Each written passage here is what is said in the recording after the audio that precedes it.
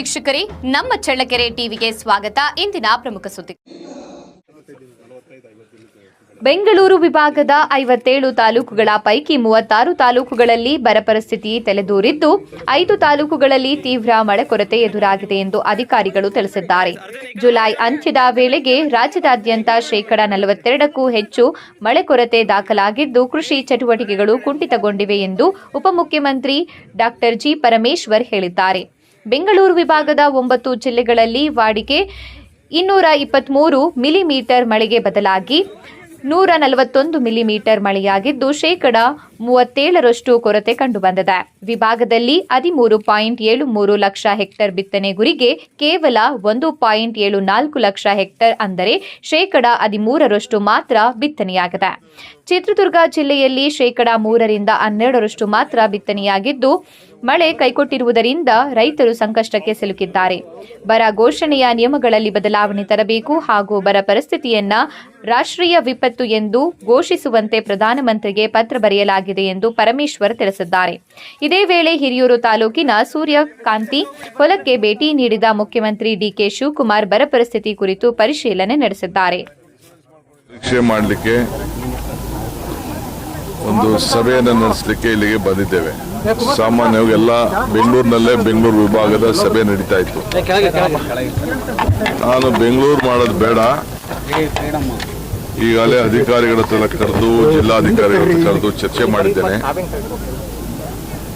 So ಇದನ್ನ ತುಮಕೂರು, ಶಿವಮೊಗ್ಗ, ಚಿತ್ರದುರ್ಗ, ದಾವಣಗೆರೆ ಇವೆಲ್ಲಕ್ಕೂ ಕೂಡ ಅನುಕೂಲ ಆಗ್ತದೆ. ಬರೀ ಕೋಲಾರ, ನಮ್ಮ ರಾಮನಗರ, ಬೆಂಗಳೂರಲ್ಲಿ ಸ್ವಲ್ಪ ದೂರ ಆಗ್ಬೋದು. ಸೊ ಈ ಭಾಗದಲ್ಲಿ ಮಾಡೋಣ ಅಂತೇಳಿ ಇವತ್ತು ಈ ಭಾಗದಲ್ಲಿ ಸಭೆಯನ್ನು ಇಟ್ಕೊಂಡಿದ್ದೇವೆ. ಸೊ ಕೆಲವು ಜಮೀನಿಗೂ ಕೂಡ ಭೇಟಿಯನ್ನು ಕೊಡ್ತಾ ಇದ್ದೇನೆ. ಈಗಾಗಲೇ ರೈತರಿಗೆ ಯಾವ ಕಾರಣಕ್ಕೂ ಕುಡಿಯೋ ನೀರಿಗೆ ತೊಂದರೆ ಆಗಬಾರ್ದು ಅಂತೇಳಿ ಬೆಳಗಾಂನಲ್ಲಿ ಒಂದು ವಿಶೇಷವಾದಂಥ ತೀರ್ಮಾನವನ್ನು ಮಾಡಿದ್ದೇನೆ. ಆಲ್ಮಟ್ಟಿ ಒಂದು ಬಿಟ್ಟರೆ ಇನ್ನೆಲ್ಲೂ ಕೂಡ ಇನ್ನ ಒಳ್ಳೆ ವಾತಾವರಣ ಇಲ್ಲ, ಬರ ಹೆಚ್ಚಿಗೆ ಆಗ್ತಾ ಇದೆ.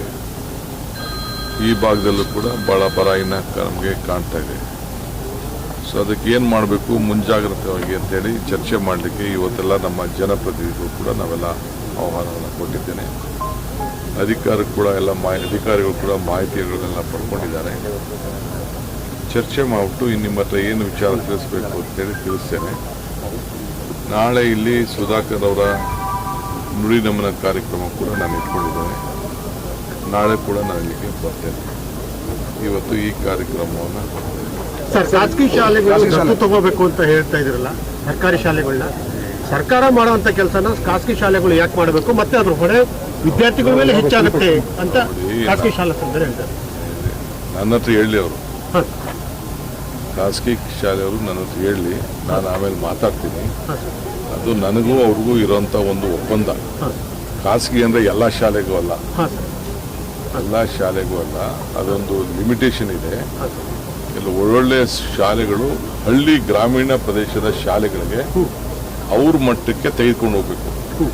ಸಪೋಸ್ ಯಾವುದೋ ಒಂದು ಬೆಂಗಳೂರಲ್ಲಿ ಶಾಲೆ ಇದೆ, ದೊಡ್ಡ ಶಾಲೆ, ಅನುಕೂಲವಾದ ಶಾಲೆ, ಒಳ್ಳೊಳ್ಳೆ ಫೀಸ್ ತಗೋತಾ ಇದ್ದಾರೆ. ಅಂಥ ಶಾಲೆಗಳು ಗ್ರಾಮೀಣ ಪ್ರದೇಶದ ಮಕ್ಕಳಿಗೆ ಅವ್ರ ಸ್ಟ್ಯಾಂಡರ್ಡ್ಗೆ ಈಗ ಯಾವುದೋ ಒಂದು ಸ್ಕೂಲಲ್ಲಿ 4-5 ಟೀಚರ್ಸು ಬಾಕಿ ಇರ್ತಾರೆ. ಸೊ ಅಂಥವ್ರಿಗೆ 4-5 ಟೀಚರ್ಸ್ಗೆ ಅವರು ಶಾಲೆಯಿಂದ ಕಳಿಸಿ ಅವ್ರ ಪ್ರಯೋಗ ಮಾಡಿ ಸರ್ಕಾರ ಶಾಲೆಗಳಿಗೆ ತೆಗೆದುಕೊಳ್ಳೋದು. ಸೊ ಅನೇಕ ದೊಡ್ಡ ಬಿಸ್ನೆಸ್ ಮೆನ್ ಇದ್ದಾರೆ. ಒಂದು CSR ಪಾಲಿಸಿ ಮಾಡಿದ್ದೀವಿ. CSR ಪಾಲಿಸಿಲಿ ಏನಿದೆ ಅಂತಂದರೆ ಅವರು 2% ಹಣ ಸಂಪಾದನೆ ಮಾಡೋ ಹಣನ ಅವರು ತಗೋಬೇಕು ಅಂತ, ಏನು ಅವರು ಖರ್ಚು ಮಾಡಬೇಕು ಅಂತಿದೆ. ಒಂದು ಏನೇನೋ ಕ್ರೈಟೀರಿಯಾ ಇದೆ, ಯಾವುದಾದ್ರು ಕೆಲಸಗಳಿಗೆ ಮಾಡ್ಬೋದು ಅನ್ನೋದು ಕ್ರೈಟೀರಿಯಾ ಇದೆ. ನನ್ನ ಉದ್ದೇಶ ಏನಪ್ಪ ಅಂತಂದರೆ ಫಸ್ಟು ಪ್ರೈಮರಿ ಎಜುಕೇಷನ್ ಬೆಂಗಳೂರಿಗಾಗಲಿ, ಚಿತ್ರದುರ್ಗಕ್ಕಾಗಲಿ, ದಾವಣಗೆರೆಗಾಗಲಿ ಹಳ್ಳಿಯಿಂದ ವಿದ್ಯಾಭ್ಯಾಸಕ್ಕೋಸ್ಕರ ಜನ ವಲಸೆ ಬರೋದನ್ನ ತಪ್ಪಿಸ್ಬೇಕು ಅಂತ, ಹಳ್ಳಿ ಮಕ್ಕಳಿಗೆ ಬೆಂಗಳೂರು ಮಟ್ಟದ ವಿದ್ಯಾಭ್ಯಾಸ ಸಿಕ್ಕಬೇಕು ಅಂತ, ದಾವಣಗೆರೆ ಮಟ್ಟದ ವಿದ್ಯಾಭ್ಯಾಸ ಸಿಕ್ಕಬೇಕು ಅನ್ನೋ ದೃಷ್ಟಿಯಿಂದ ನೀವು ಪ್ರತಿಯೊಬ್ಬರು ದತ್ತು ತೆಗೆದುಕೊಳ್ಳಿ ಅಂತ ಹೇಳಿದ್ದೀನಿ. ನನಗೂ ಅವ್ರಿಗೂ ಒಪ್ಪಂದ ಆಗಿದೆ. ಹಿಂದೆ ನಾನು ಬೇರೆ ಸಂದರ್ಭದಲ್ಲಿ ಅವ್ರಿಗೇನೋ ಮಾತುಕತೆ ಮಾಡಿದ್ದೇನೆ. ನೀವು ಒಂದೊಂದು ಏನು ಈಗ ಎಷ್ಟೋ ದೊಡ್ಡ ಸಂಸ್ಥೆಗಳಿದೆ, CBC ಸ್ಕೂಲ್ಗಳಿದೆ, ICSC ಸ್ಕೂಲ್ ಇದೆ. ಅವ್ರ ಮಟ್ಟದ ಒಂದು 4 ಜನ ಮೇಷ್ಟ್ರುಗಳು ಯಾವುದೋ ಸ್ಕೂಲಲ್ಲಿ, ಈಗ ರಘುಮೂರ್ತಿ ಕ್ಷೇತ್ರದಲ್ಲಿ ಯಾವುದೋ ಒಂದು ಮೂಲೆ ಒಂದು ಹಳ್ಳಿ ಇದೆಯಪ್ಪ, ಹಳ್ಳಿಲಿ ಮೇಷ್ಟ್ರಿಲ್ಲ ಅಂತ ಒಂದು ಗೊತ್ತಿದೆ. 50,000 ಮೇಷ್ಟ್ರಿದೆ. ಸರ್ಕಾರ 1,40,000 ರೂಪಾಯಿ ಒಂದು ಮಗುಗೆ ಖರ್ಚು ಮಾಡ್ತಾ ಇದೆ. ಆದರೂ ಕೂಡ ನಾವು ಕ್ವಾಲಿಟಿ ಎಜುಕೇಷನ್ ಮೊದಲಿಂದನೂ ನಾವು ಮಾಡೋಕ್ಕಾಗಲಿಲ್ಲ. ಆ ದೃಷ್ಟಿಯಿಂದನೇ ನಾವು ಪ್ರೈವೇಟ್ ಅವ್ರಿಗೆ ರಿಕ್ವೆಸ್ಟ್ ಮಾಡ್ತೀವಿ. ಅವರೆಲ್ಲ ಭಾಳ ಸನ್ನದ್ಧರಾಗಿದ್ದಾರೆ, ಅವ್ರು ಮಾಡ್ತಾರೆ. ಕ್ಯಾಬಿನೆಟ್ ವಿಸ್ತರಣೆ ಮುಂದಿನ ವಾರ ನೀಟ್ ಪ್ರಶ್ನೆ ಪತ್ರಿಕೆ ಸೋರಿಕೆ ಸಾಕಷ್ಟು ಪ್ರತಿಭಟನೆ ಮಾಡಿದ್ರು ಸರ್. ಈಗ ಬಿಜೆಪಿ ಅವರು ಕಾಂಗ್ರೆಸ್ ಕಚೇರಿಗಳ ಮುಂದೆ ಪ್ರತಿಭಟನೆ ಮಾಡ್ತಾ ಇದ್ದಾರೆ. ಅವ್ರಿಗೆ ಅವಮಾನ ತಡೆಯೋಕ್ಕಾಗ್ತಾ ಇಲ್ಲ. ಪ್ರಧಾನಮಂತ್ರಿಗಳು ಈಗ ಕಣ್ ತೆರೆದಿದ್ದಾರೆ. ನಾವು ಪಾರ್ಲಿಮೆಂಟಲ್ಲಿ ಚರ್ಚೆ ಮಾಡಿ ಅಂತ ಹೇಳ್ತಾ ಇದ್ದೀವಿ.